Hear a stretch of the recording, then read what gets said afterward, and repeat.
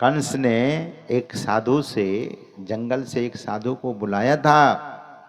आप लोग कथा सुने हैं या नहीं सुने? सुन लीजिए। साधु से पूछा कि सुना है कि तुम त्रिकालदर्शी महात्मा हो, तुम भूत भविष्य वर्तमान को जानते हो।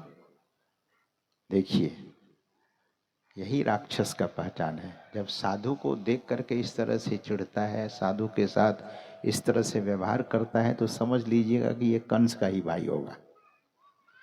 तो साधु को बुलाकर बीच दरबार में खड़ा कर देता है, कहीं बैठने की बात नहीं, और कंस सिंहासन पर बैठा हुआ है। न प्रणाम, न कोई सम्मान, और साधु से क्या कहता है कि सुना है कि तुम त्रिकालदर्शी हो। मैं महात्मा का नाम भूल रहा हूं सज्जनों। उस महात्मा से कहा कि सुना है कि तुम त्रिकालदर्शी हो। महात्मा भी बड़े स्वाभिमानी होते हैं। जिनका तारतम्य परमात्मा से जुड़ गया है, उनको किस चीज का भय? सज्जनों, महात्मा ने कहा कि हाँ, मैं भूत भविष्य वर्तमान सबको जानता हूं। कंस, कहो तुम क्या जानना चाहते हो? कंस ने कहा कि मेरी मौत कैसे होगी वो बताओ। तो महात्मा ने कहा कि देवकी और वसुदेव के गर्भ से जो आठवीं संतान होगी, आठवां बालक होगा, वही तुम्हारा काल होगा। उसी के हाथ तुम मारे जाओगे। सज्जनों, देवकी और वसुदेव के विवाह के समय तो आकाशवाणी हुई ही थी, पहले होती, लेकिन उस आकाशवाणी के पहले ही महात्मा ने कहा था इस बात को।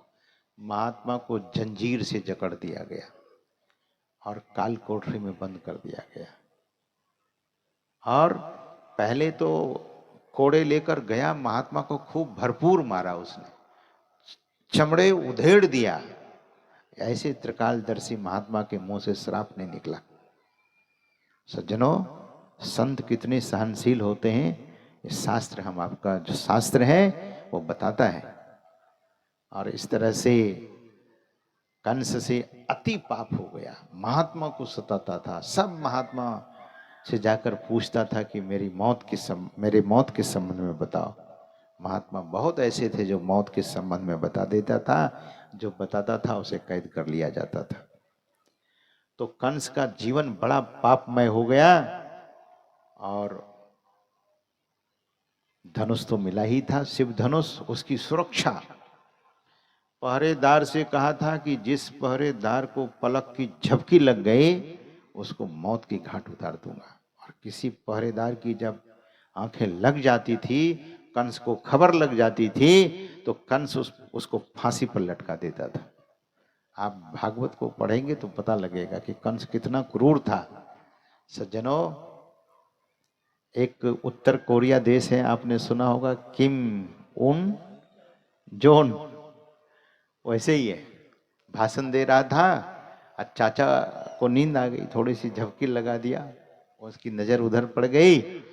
चाचा को हेलीकॉप्टर में बंद करा कर उड़ा करके जंगल में वहां जाके गिराया जहां जंगली कुत्ता होता है। वो जिंदा ही खाता है, मरने की प्रतीक्षा वो कुत्ता नहीं करता। मतलब सैकड़ों कुत्ते के बीच में गिरा दिया हेलीकॉप्टर से। तो लोग पाप करता है, अब पाप करने के बाद इतिहास उसे बख्शता नहीं है। कंस आज भी बदनाम है, रावण आज भी बदनाम है, सहस्त्रार्जुन आज भी बदनाम है। कहने का मतलब ये है कि पाप, लेकिन कंस का धनुष सुरक्षित रह सका? नहीं रह सका। क्यों नहीं रह सका? इसलिए नहीं रह सका कि अत्याचार, कदाचार करता था, कहीं इंसानियत नाम की चीज नहीं थी। तो भगवान श्री कृष्ण को निमंत्रण देता है। वैसे तो मारने के लिए बहुत सारा उपाय किया था। पूतना को तो अघासुर, बकासुर, धेनुकासुर सबको भेजा, क्योंकि पता था कि देवकी का बेटा ही मुझे मारेगा। तो जितना राक्षसों को भेजा, भगवान सबको मार देते थे। भगवान श्री कृष्ण ने कहा कि कंस, मामा कंस, आपके पास जितने खिलौने भेजते हो मैं सबको तोड़ देता हूँ, कोई मजबूत खिलौना तो भेजो।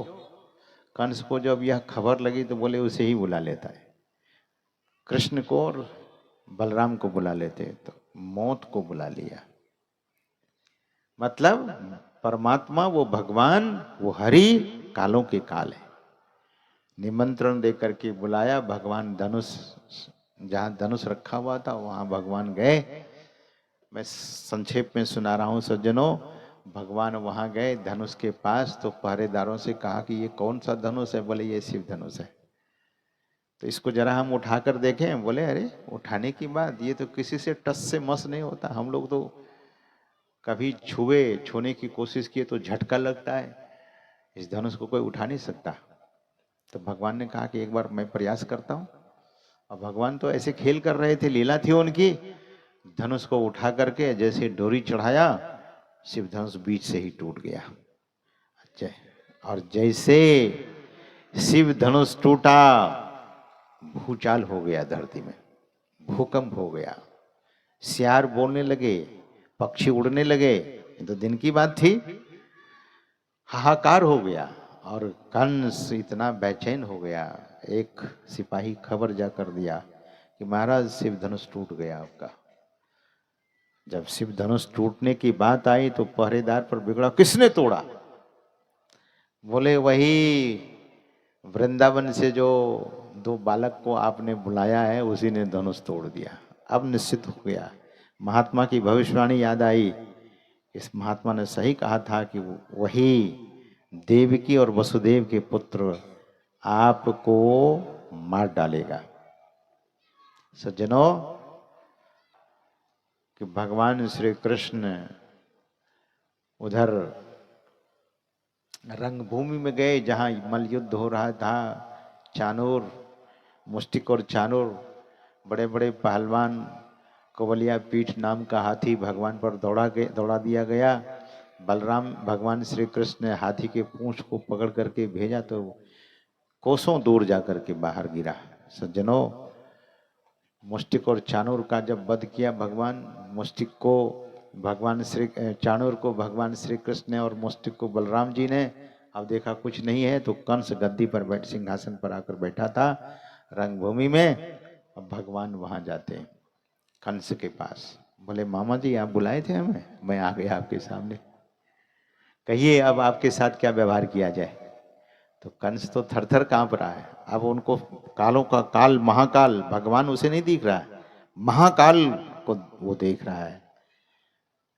तो कंस तलवार लेकर के उठ गया भगवान को मारने के लिए। देखिए, जो ईश्वर है, जो परम तत्व है, जो अनादि अंत रहित और अजन्मा है, उसको कौन मिटा सकता है, उसे कौन काट सकता है, कौन उसे मार सकता है। उस पर अपनी तलवार भांजने लगा।